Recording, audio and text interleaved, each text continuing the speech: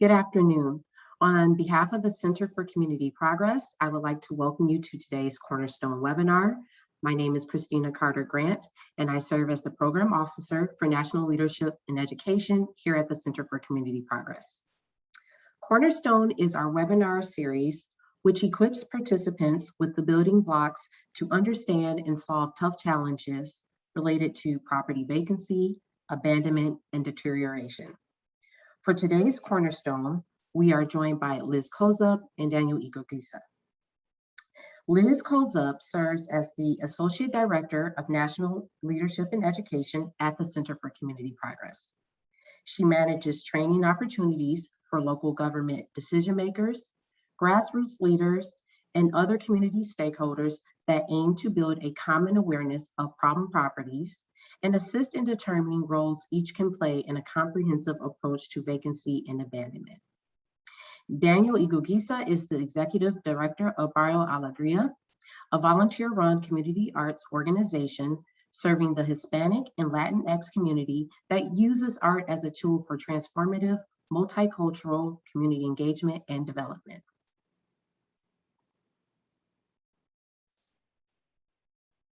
So before I turn it over to Liz, I do want to mention that we will allow time at the end of the presentation to answer questions.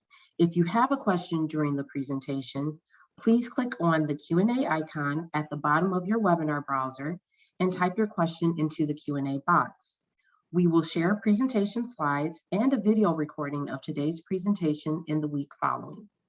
If you experience any technical difficulties, please send a message by clicking the chat icon at the bottom of the browser or by sending an email to Christina Carter Grant at ccarter@communityprogress.org. And with that, I will turn it over to Liz. Great, thank you so much, Christina, and thank you everybody for joining us today in our conversation on creative placemaking.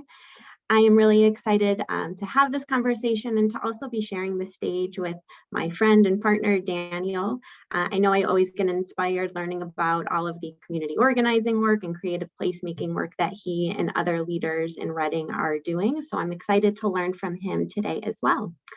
So give me just a moment to pull up my presentation here.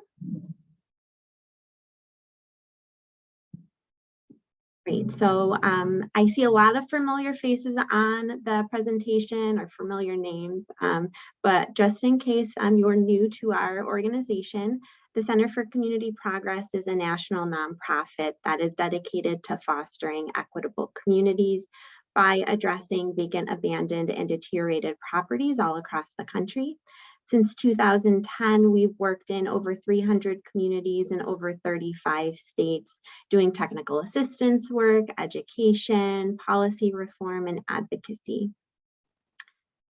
So in the next 15 minutes or so, I'm going to be spending my time talking about creative placemaking, what it is and how it can be used to address vacancy and abandonment in communities, and what we've learned from communities across the country. I'm then going to highlight some features of a newly released creative placemaking database, which shows some really inspirational projects and the leaders that have done this work on the ground. And lastly, I'm going to touch base on how leaders that are using arts and culture have been impacted by the COVID-19 crisis and the really transformative work that they've done in their communities during this time of so much uncertainty, and really the lessons that we've learned from their leadership along the way. So before getting started, I'd love to have an understanding of who is joining us today. So I'm going to launch a poll here. And if you could just let us know what sector or organization it is that you represent, so that we have a good understanding of who is with us. So hopefully that is up. And while you're doing that, I just want to highlight the image in the background comes from the Lucas County Land Bank. And a reactivation of a vacant lot that they did in Toledo, Ohio. The land bank really identified the need of vacant lot repurposing in some of their disinvested communities, and they're helping organizations do that and using arts and culture to do that. So I see folks are answering. I'm going to give about 10 more seconds to get your responses in.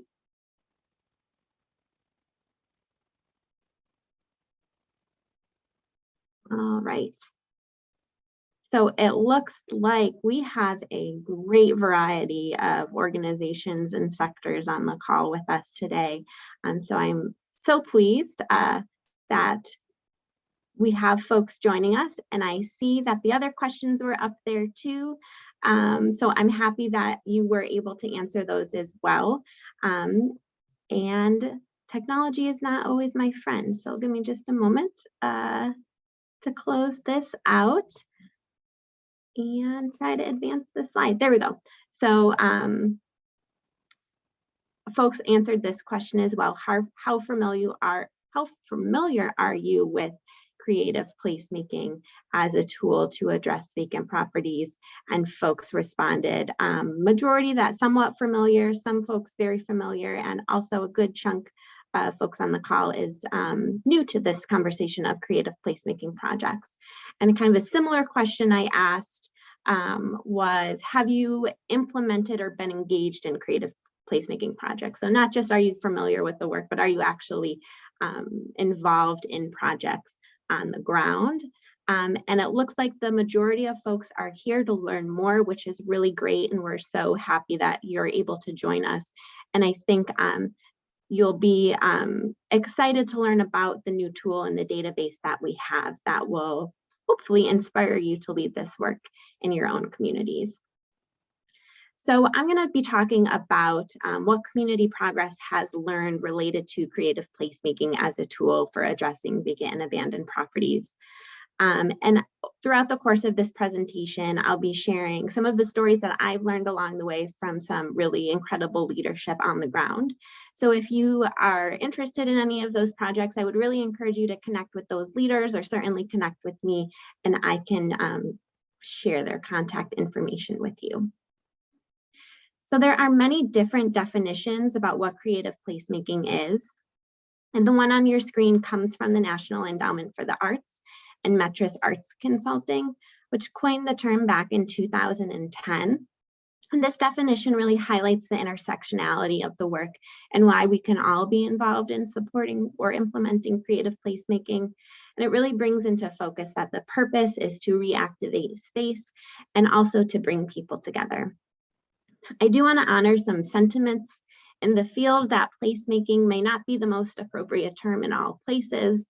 Some folks feel that it kind of disregards the people and the rich history that are already within that specific place. So I wanted to flag that tension exists and just say Community Progress uses the term placemaking, but I'm also interested to hear about how you all are talking about this work in your community. So I've heard different terminology in some of the conversations that I've had. So please feel free to add that in the chat if you're using other language to talk about creative placemaking so that we can kind of all learn from each other. I also mentioned that creative placemaking was coined back in 2010, but this is certainly not a new tool. Communities, and particularly marginalized communities, have always used arts and culture as a way to cope, as a way to heal and to protest and to organize their neighbors and to improve quality of life in their neighborhoods. So from our conversations and learnings across the country from communities, Community Progress has identified 3 essential elements that are important for creative placemaking projects, and particularly when addressing vacant and abandoned properties. The first, that the work is place-based. So creative placemaking practitioners root their work in a specific place, and it's to serve the people of that place. So this includes making sure that projects reflect the physical and the social and the economic priorities of a particular community. The second and absolutely critical piece is that creative placemaking needs to center community. So this can take the form of engaging residents and business owners to plan out what a place can and should be, to inform what it currently is, and also how it should remain. And lastly, creative placemaking is just one tool that can and should be used alongside other strategies like housing preservation, like economic development, social service and resident services that engage directly with people in that place. And when applied to vacancy in particular, it should be used alongside other tools and strategies such as demolition and code enforcement and land banking. So it's one tool in the toolbox in this work to address vacant and abandoned properties. So the theory of change is that when arts and culture are integrated into revitalization work, that community engagement and visioning process becomes more robust. This can lead to better planning efforts and ultimately better outcomes. When communities and residents are leading the design of the future of their community, it can generate more buy-in from the local level. It can create a deeper commitment to place. It could also lead to more investment from residents and business owners, and kind of all of this put together ultimately could reduce the harms associated with vacant and abandoned properties and hopefully reduce their presence altogether. However, this theory of change does not work if residents and community members are not at the center of those decision-making processes. And what's really important when we're talking about, addressing vacant and abandoned properties is really identifying who should occupy those properties and what they should be used for, and how that ownership and use reflects the community goals. So what I've heard from many folks doing this work is that the transformative outcomes of creative placemaking is less about the reactivation of a vacant lot or a vacant building, and more about the process of engaging individuals in that decision along the way. So for all of us on this call that are deeply committed to addressing vacant and abandoned properties, we understand the challenges that exist with that work, the amount of trust that's required to lead to equitable development, and the amount of time and the amount of commitment that goes into addressing community disinvestment. So I really appreciate this quote from Our Place on your screen, because I think it highlights that the power of arts and culture is building those positive experiences and then strengthening relationships. So back in 2019, Community Progress surveyed 170 creative placemaking practitioners who are using arts and culture to address problem properties. And what we learned is that around 84% of respondents cited that activating underutilized vacant space was a goal of their creative placemaking project. And similarly, 83% stated that a goal was to build community among residents. We also learned that these projects most often occur on vacant lots, which is not super surprising because there could be lower barriers to addressing a vacant lot. Leaders of a project don't necessarily have to deal with all of the structural issues that could come with a vacant property that does have a parcel or a structure on it. And there could often be greater access to vacant lots through acquisition or through leasing the property with some type of agreement with a land bank or a public entity. The next most common type of property where creative placemaking was happening was on commercial structures, in or on commercial structures. And this also wasn't super surprising because we've seen creative placemaking being used as a revitalization strategies for Main Street corridors and for downtowns. And certainly a lot of mural projects happen on commercial structures. And also commercial structures, kind of adaptive reuse, has more flexibility than other types of properties. We were also interested in who's leading this work in communities across the country. And we found that most commonly, community-based nonprofits and arts and culture nonprofits are the organizations that are leading this work. So we're going to talk about the creative placemaking database in just a minute, but one of the lessons that I really learned from that project was that there is creativity and creative placemaking happening in communities.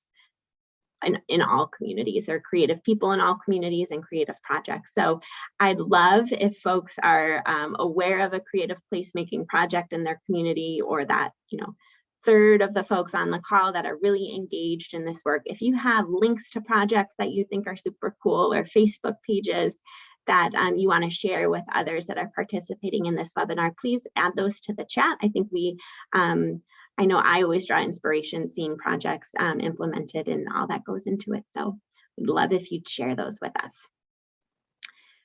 So through that survey that we did back in 2019, we developed an understanding of kind of why creative placemaking was happening, what were the goals folks were citing for doing this work.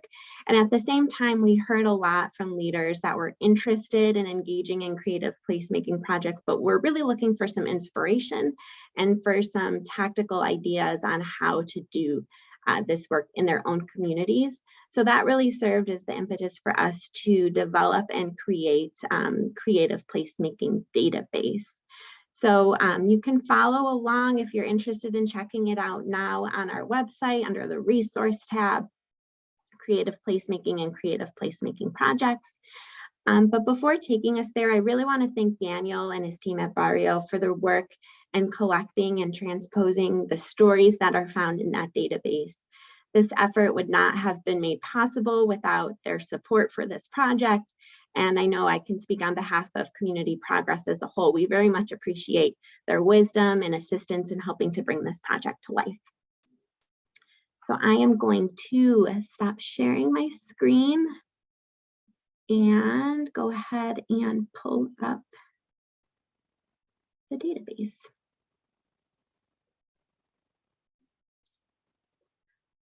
All right, so we really wanted this database to be functional for folks that were interested in implementing a creative placemaking project within their own community, and include some quantifiable information as well as like real tactical information for how to do the work, and also some qualitative information. So for some narratives on how these projects came to be, what that engagement process was like with community members and with other stakeholders and partners in this work to really allow those projects to come to fruition. So if folks are interested in projects that have a low price tag but high impact, you can search for projects under $10,000. I'm going to pull up one example here. Whoop. There we go. So the Big Zipper project happened in Meadville, Pennsylvania. It was a project that was led by an artist and Allegheny College, along with the Meadville Neighborhood Center. You can read the project profile here, which describes the reason for the project and kind of the focus on the zipper and its rich history within the Meadville community, and also kind of the two-pronged approach to this particular project, which was an arts engagement over the summer to create a larger community art piece that was later showcased in vacant commercial properties as kind of this pop-up art gallery model. So the leaders of this project shared with us of the impacts that it had within their community, and this project in particular, the success of this pop-up led to additional reactivation of vacant spaces within their Main Street district and increased civic engagement, and a real tactical lesson that they learned along the way, and what they would advise others if doing this project is that if there is success, so they found that commercial landlords were interested in hosting these pop-up art galleries in their space.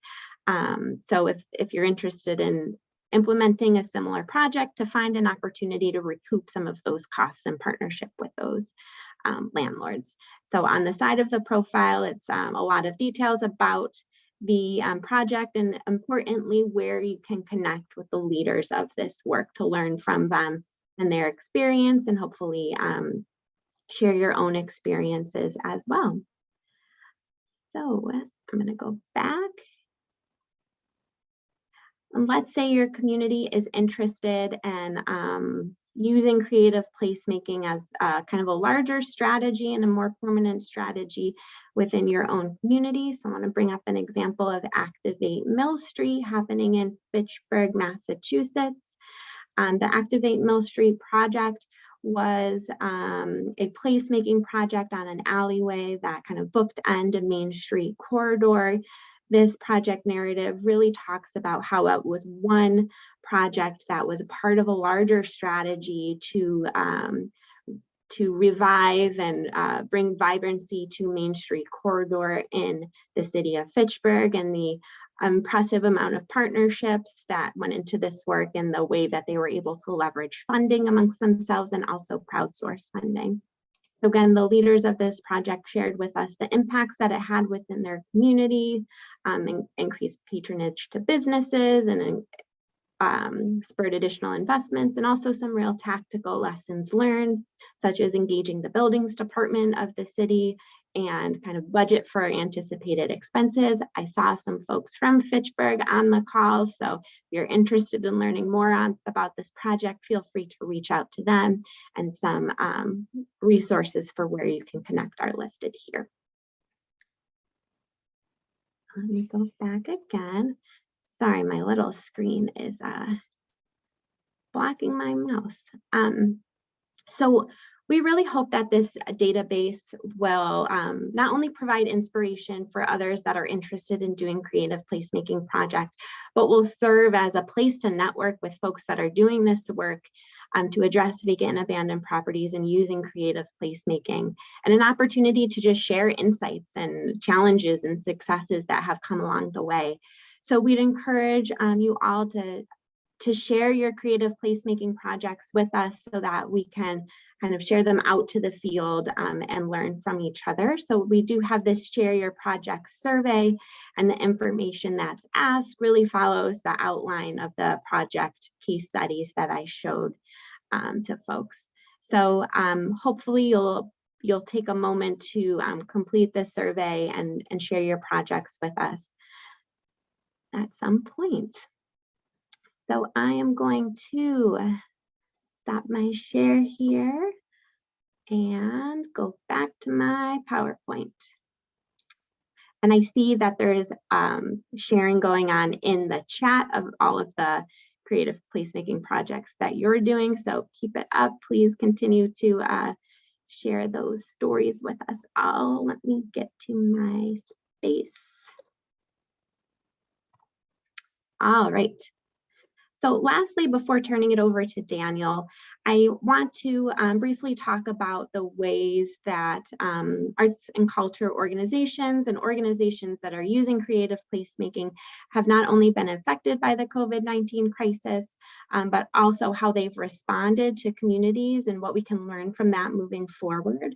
So over the past 18 months, Community Progress, along with Metra's Arts Consulting, stayed connected with creative placemaking leaders to learn about their response to the pandemic. And what we found was that their leadership in response to the pandemic and most recent movement for racial justice not only helped communities build resiliency, but also possibly saved lives and livelihoods for their neighbors. So these organizations prior to the pandemic garnered a lot of trust within their communities through that nurtured experience of using arts and culture. And this trust in many cases was developed out of necessity to respond to the challenges of disinvestment that their communities faced. So when the pandemic hit, we saw significant pivots in activities of what these organizations were doing to really maintain relationships with residents, to meet their most immediate needs and protect the health and well-being, not only of people, but of communities as a whole. So Daniel's going to talk a little bit about what his group did in terms of connecting folks to rental assistance. We've heard of the King's Canvas in Montgomery, which is an artist studio and place for entrepreneurial learning, delivering paint supplies and resources to individuals at their home to process trauma and also connect them to mental health resources. Heard of Beyond Walls in Lynn, Massachusetts, which has a really high rate of COVID infections. It was particularly spreading amongst homeless populations. They actually built hand washing stations because public restrooms were closed. So it was a one way to meet that critical need of their community. And given the trust engendered by these organizations and their firsthand knowledge of exactly what their neighbors' most immediate needs are, and also long-term hopes for their communities, We really feel that these organizations should be resourced and empowered to lead revitalization work in their community. So if anybody on this call from that local government space or another organization that is part of or leading revitalization work in your own community, we really encourage you to take a look around the table and see if there's anybody using arts and culture as a strategy to do this work, and if not, invite them in. Determine ways to delegate parts of that revitalization work that most aligns with their skill set and values to really help move this work forward. And this also includes ensuring that organizations are properly resourced to carry out engagements that lead to stronger community relationships and ultimately more vibrancy within their communities. So Community Progress released The Saving Power of Community Creativity this past summer. It's linked on this slide, but it will also be provided as part of the follow-up. So with that, I am going to stop sharing and turn it over to Daniel.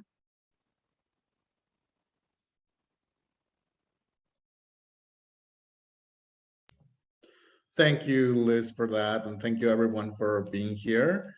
I am now going to be sharing my screen.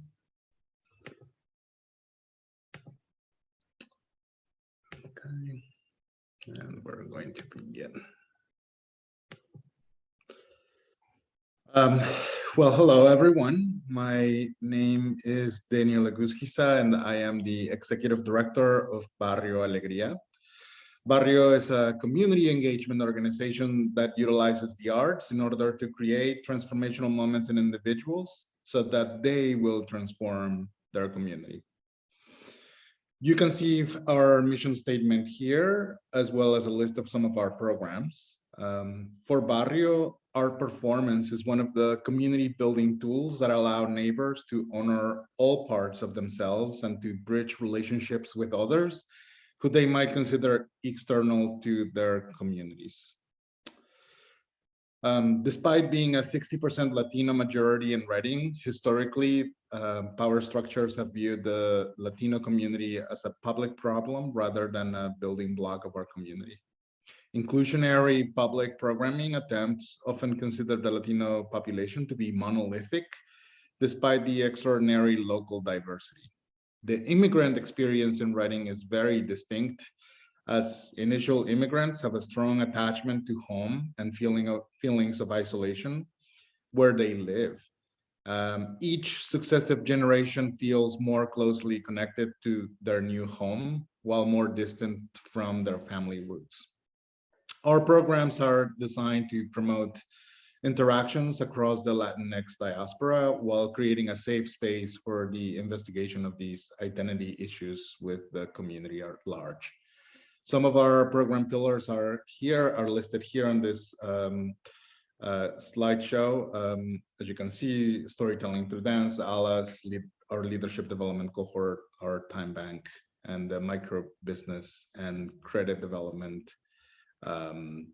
program. And I should also mention that all of our programs are free. An example of our program is our Alleyway Concert Series. Reading's physical structure has some very narrow streets, parks, and neighborhoods that often get forgotten. The Alleyway Concert Series is an engagement initiative that has brought together neighbors to breathe a little life back into these spaces. Every summer, we engage community musicians and vocal artists to perform in these concerts. Concert locations have ranged from an abandoned lot, bodega fronts, interior laundromats, and parks. Set up with portable batteries, a couple of microphones and speakers, this program engages artists and businesses to see the beauty of their community through a new lens.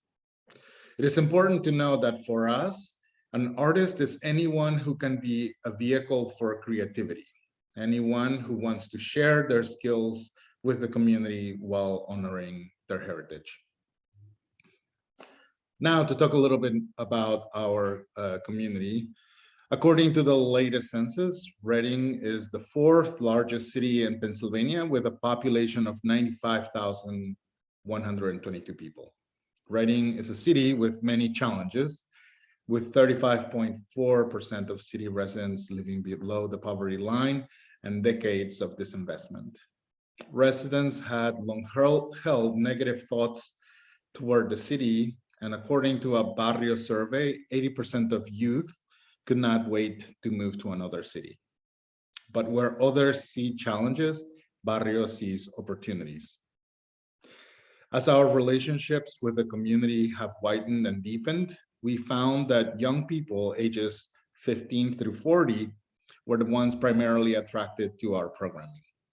We opened our doors and created a safe space for community building to take place. And as parents saw their children engaging in positive programming, word began to spread.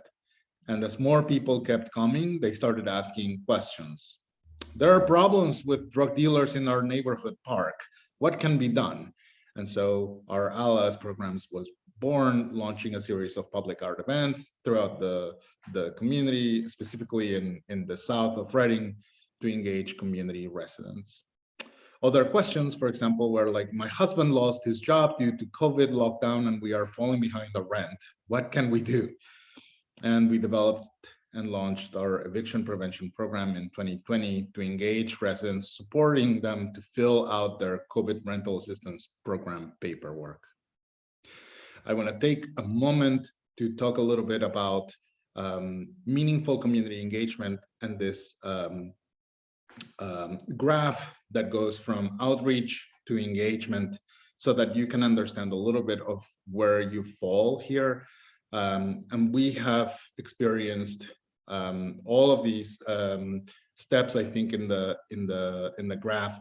For example, passing out information and reading programs and inviting a population to a community meeting, that falls specifically in outreach. If you want to take it one step forward, what we have seen is that you translate information to the population's language, and then you hire a bilingual staff that can communicate with that population. But that only has moved it one degree. The next degree, for example, is you ask community members to help deliver your program, and then you become a voice for those who do not have a voice. The next level, you start getting warmer, you ask community members what they would like to do, and then you deliver those programs. You get warmer when you open your doors and use your resources as a platform for neighbors to do their own programs. And then you get really hot when you find community members holding programs, and then you become the helper to help them enhance and deliver that program. We can spend a lot more time going over these steps, but for here, I just wanted to give this resource to everyone. So we come to neighborhood building lesson number 1, and that is relationship building takes time. Relationship building takes time, and Barrio Alegría has produced anecdotal evidence that residents overwhelmingly feel that they cannot make a difference. Against this background, our local YMSing Foundation offered financial support for creative placemaking and organizing in the south of Penn, this area of impact for Barrio, by funding a community organizer in the area for the past 4 years. I want to pause here to talk about the importance of this lesson and make special mention of the lessons I learned from the Wilkes-Barre Community Development Corporation about vetting your program and making sure that it is more than just a one-time event, and owning up to that fact if it is in fact a one-time event, but also thinking about, okay, so how can this be more than just a one-time event? Also, Media Alliance, who has worked really hard to gain neighborhood support from their project Freedom Square in Troy, New York, and the Kalamazoo Land Bank Authority, who has also worked really hard to engage local businesses to participate in the restaurant contest. You can learn about all of these projects in the resource that we just spent time talking about. Our placekeeping premise is simple. We identify underutilized resources and match them with social entrepreneurial energy. At Barrio, we envision a Reading in which poverty is eliminated through the engagement of Reading citizens and initiatives that build community wealth and promote social justice. Creative placemaking helps fulfill that mission because it increases local self-reliance and economic resilience and helps participants start to transform their lives from a scarcity mindset to an abundance mindset. Actually, the Jesus, one of our neighbors, lives in front of a pocket park that is often littered with trash, broken bottles, and discarded needles. After interning at Barrio for a year and learning how to organize cleanups and making connections with the Public Works Department, she began to organize her own cleanups and community events. Her story is in the profile resource. Lourdes Monzon has held similar events, utilizing poetry and art, but utilizing her own resources, paying out of pocket to hold these events. Once Barrio learned about their initiatives, we mobilized our resources to help them and enhance what they were doing while respecting their design. We keep, for example, a community speaker and a community microphone that we loan out for these type of initiatives. Now I'm going to talk about storytelling as an example. We're very intentional about opening up public spaces for those who believe those spaces were not built for them, as with our partnership with the Reading Public Library. The library wanted to reimagine itself as a place for the people in the community rather than a simple book depository, and address its relationship with the local immigrant community. The library engaged the community to explore redefining the library as a sanctuary, experimenting with weaving together various local communities through ongoing interaction. The collaboration used dance to build relationships with community members and transform its space. And this is how the idea of redefining the library steps as a location began. On the surface, storytelling through dance is a music dance production that takes place on these steps. Behind the scenes, it is a community engagement project that serves as a platform to create a sense of this is ours too. This program has transformed the face of the library and provided a space for local high school students, differently abled youth, anti-bullying advocates, and some youth that had just come out of the juvenile justice system. Over the years, Barrio has become a community engagement laboratory that listens to neighbors first, reducing the amount of assumptions about our areas of impact, and always evaluating and reevaluating. On March 13, Barrio, along with other organizations, agencies, and businesses in the US, closed its doors to all public and staff activities. On March 23rd, without skipping a beat, we began a list of virtual programming and community engagement activities that included calling, texting, and meeting virtually with our neighbors and Barrio participants from all over the county. On April 20th, after a neighborhood meeting, Barrio became aware of the neighbors' concerns around rent and evictions. We're an arts organization, but we learned that several neighbors who had been working in the service and hospitality industry had lost their jobs due to COVID-19 closings, were nervous about getting evicted. Our plan was to divide our efforts to meet three specific needs: education, advocacy, and pre-workforce development.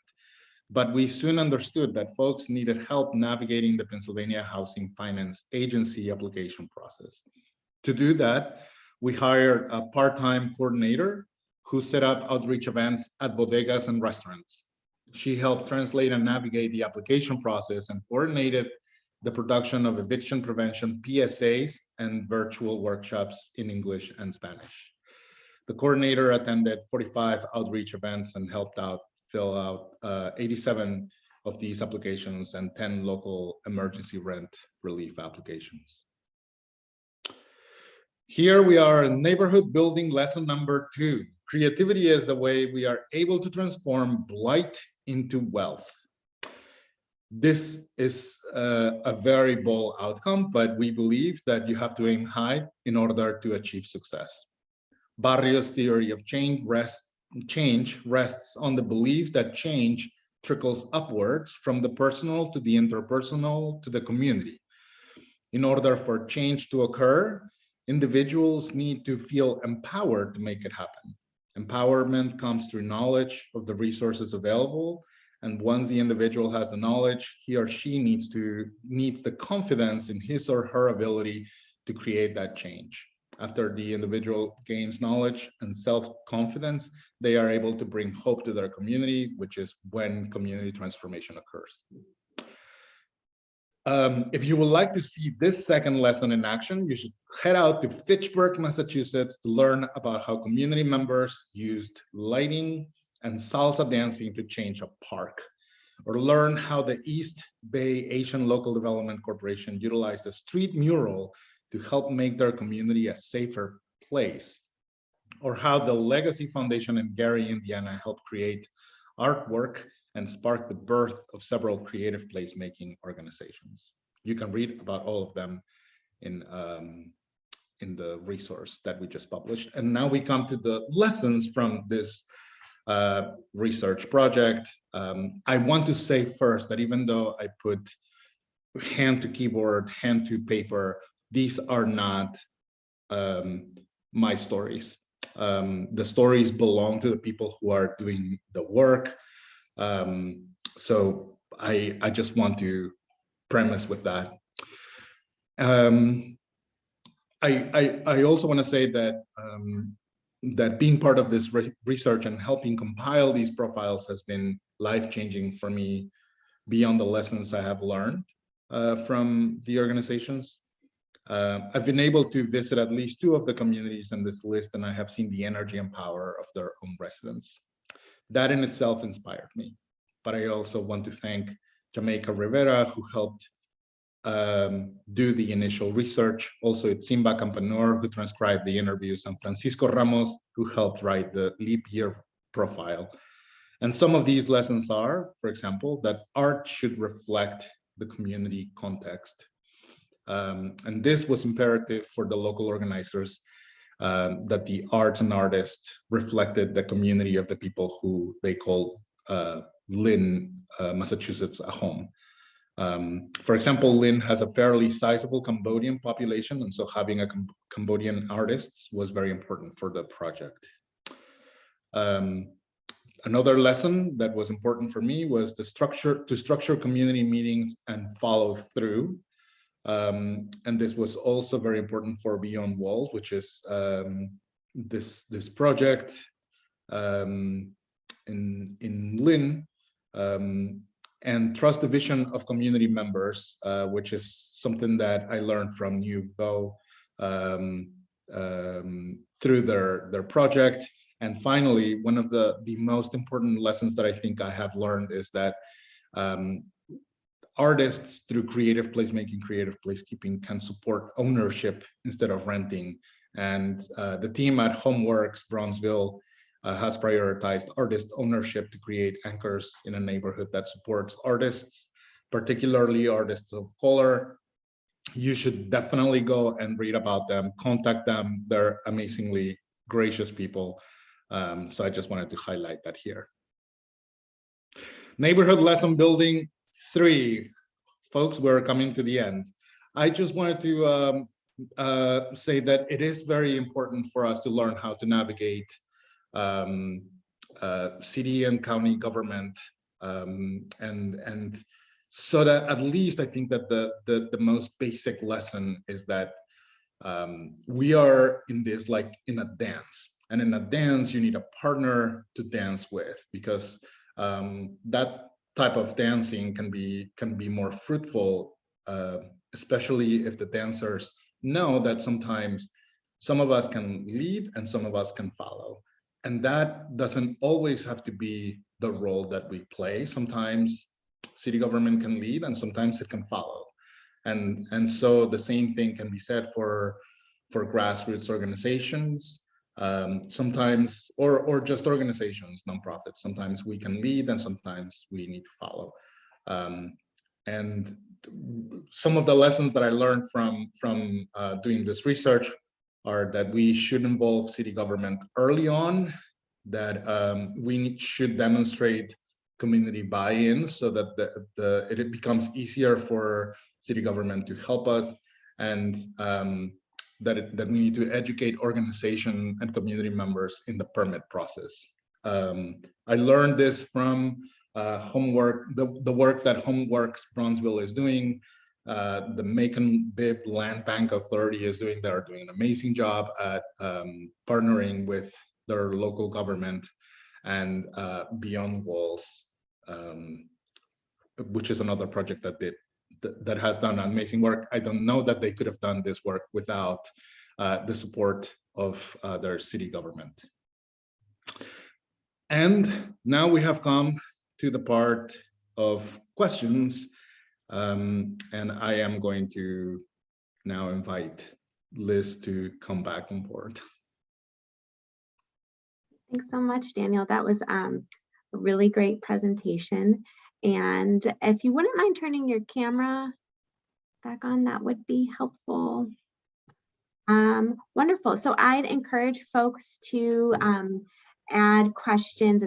There's a lot of conversation happening in the chat section, so I'd encourage you all to place it in the question and answer field to just help us better organize it.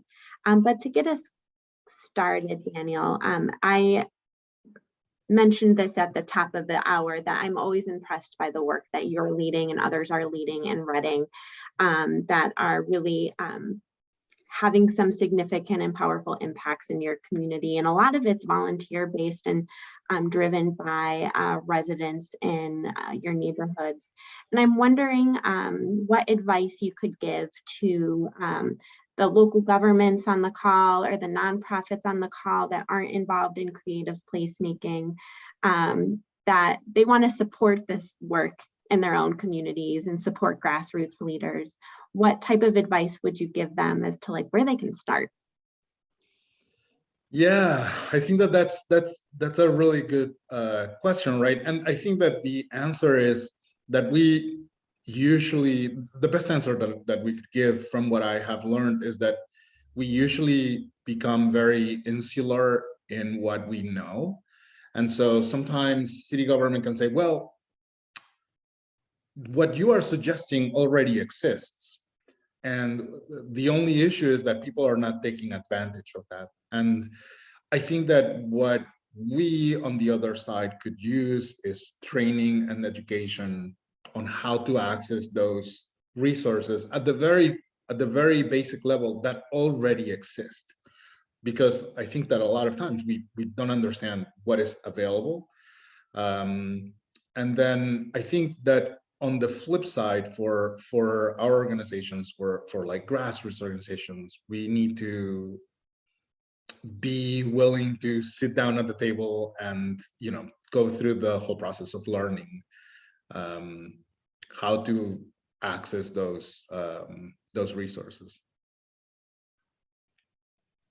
Great, thank you. So we have a question in the chat related to gentrification, and I lost it because more was added.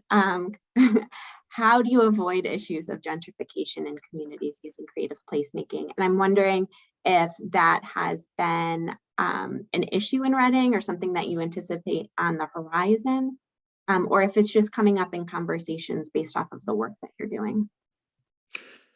Yeah, and I don't think that this is something that is only happening in Reading. I think that in many ways this is an issue that is larger than a lot of the grassroots organizations can do. I think it's just, first of all, understanding the power that we have of pausing and asking folks to not rush into projects together. For example, we had one conversation with a group of neighbors, and we were trying to do a mural and discussing what should be on this mural. And some of the neighbors said, well, you lost us at we want a mural, because mural for us means that other folks are coming here, And and I had to understand that, yes, this is a very legitimate concern, that you might have all the good intentions in the world, but you should always ask the question. And I think that this is across the board. The basic question should always be, who are we doing this for? Like, who are we making these streets safer for? Who are we painting this mural for? Who are we doing this work for? And if your answer is, well, everyone, then you are probably just playing into this like generalized, like, okay, whatever happens, happens. Your answer should always be the neighbors. Mm-hmm. Yeah, I really appreciate your perspective on that, and like starting with the why and the who before embarking upon this work, I think is really important. So there's a question about, can you provide examples of the types of permits and or clearances you need from local government to implement placemaking projects, and particularly artwork? I'll start by some of the lessons that I've learned from talking with folks in the field is that that's been identified as really like a key challenge in terms of using creative placemaking to address problem properties. We have some more information in a previous resource by Community Project called Creative Placemaking in 4 Cities. But the types of permits, I think, really depends on what type of project it is that's being implemented and where and what safety challenges or concerns might come from that particular project. So if it's reactivation of a commercial structure, certainly there's codes and safety requirements that inspectors might be looking for while they're approving, reuse of that space. Events also have permitting processes within cities, and so that process and those requirements might look completely different. And so this, I think, is a great question. It's a challenge that a lot of communities have identified. And certainly, I think those relationships with local government and county officials that Daniel highlighted is really important in order to move some of these projects forward. So Daniel, if you have anything else to add, please feel free. Yeah, no, definitely. I think that nobody is going to know what permits you need better than your city government. So you can fly under the radar for so long, and then if you achieve your mission, which is to start empowering neighbors to do their own thing, at some point you're going to run into the issue of needing to ask for a permit, and nobody knows about permits better than people who are issuing them. So that's where having that relationship comes in handy. I don't know. I think, Liz, I just mansplained everything that you just said. I'm sorry. No, you didn't. You did not. So we have a couple of questions related to funding. One, like where does funding come to rehab and purchase property? Kind of a similar question is, where does funding come and the resources to do this work?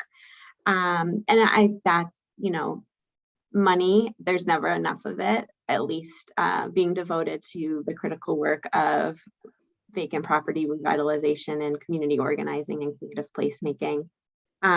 There is a repository that was developed by Metris Arts Consulting in partnership with another organization that lists all of the funding opportunities specific for creative placemaking projects. If there's anybody that's on the call that knows about that, feel free to add it in the chat. If not, I'll try to find it and send it out as part of the resources as a follow-up to our conversation today. Related to funding to address vacant and abandoned properties, typically that's provided by public entities and agencies that are really doing this work. And there is an influx of money and funding that is coming to public entities through the ARPA funding coming down the pipeline, and Community Progress has a lot of resources on how that money can be utilized to address vacancy and abandonment challenges within particular communities.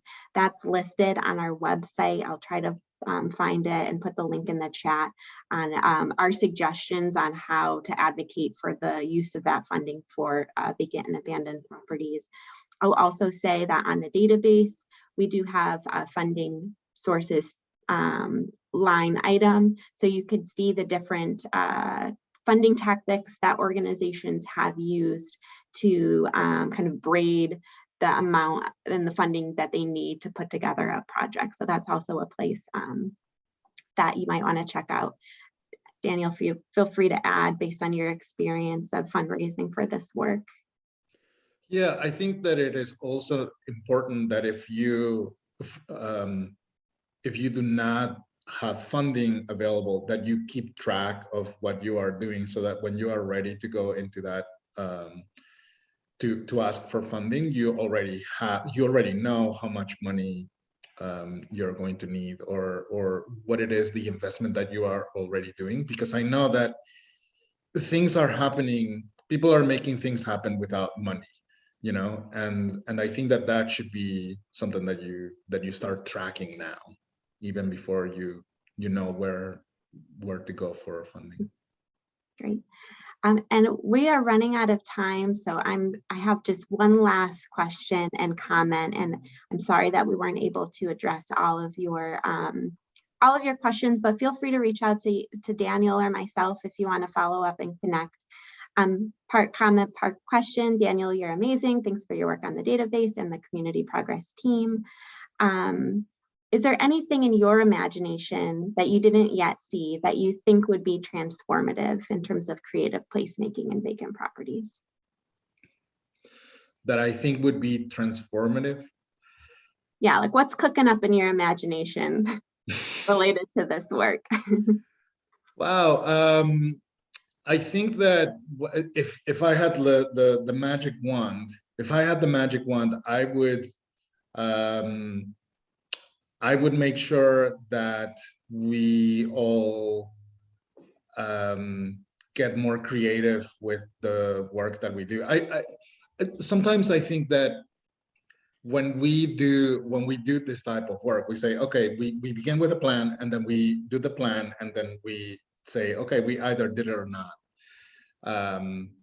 I think that we just need to get flexible on how we do the plan. I'm not answering the question yet. Something specific I think that we should do is just allow for more resources for people on the ground that are doing this work. You know, like you have the people in Fitchburg, for example, that said, you know what, let's do salsa on this thing. Like, we don't know where this is going. We just know that this is going to be great.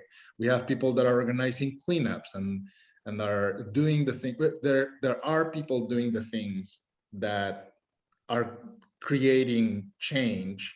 We just need to support them. I think that giving them support would be my answer to that. Great.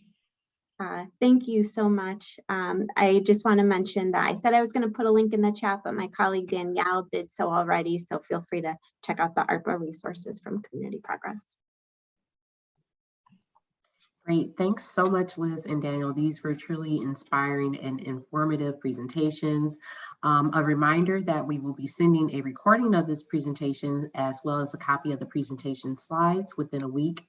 And thank you all for joining us this afternoon. And for our final cornerstone of 2021, be sure to visit our website at communityprogress.org to join our listserv, and stay tuned for webinar announcements coming up in 2022. Have a great afternoon, everyone. Thank you, everyone. Thank you. Thanks, everyone.